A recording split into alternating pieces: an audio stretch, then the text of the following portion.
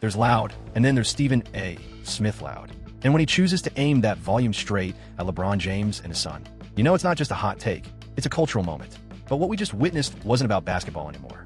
This was pride versus pride, legacy versus ego. And when you add LeBron's family into the mix, that's when things got real. Let's rewind. Stephen A. Smith, one of the most recognizable voices in sports media, comes out swinging, claiming Bronny James doesn't belong in the NBA. Not just that, he says Bronny's spot was bought by legacy, not earned by merit. Harsh, absolutely. But the timing? Even worse. Bronny was barely finding his rhythm. Now normally, LeBron shrugs off media noise. But this time was different. He stepped up, not as a superstar, but as a father. And he didn't do it behind the scenes. He checked Stephen A. publicly, eye to eye, in front of a national audience. It wasn't about protecting stats. It was about protecting his son. But here's where it gets messy and maybe even dangerous. Stephen, it didn't just double down. He brought receipts. At least he thought he did. He accused LeBron of skipping Kobe's memorial, of not showing up for Dwayne Wade's Hall of Fame induction.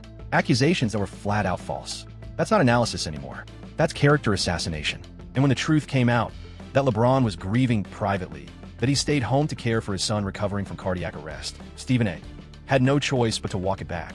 But did he apologize? Kind of. The classic Stephen A. pivot. I misspoke. Not I was wrong. Not I crossed the line. Just a quick spin before launching into a full-hour monologue again. Meanwhile, LeBron, he went full troll mode.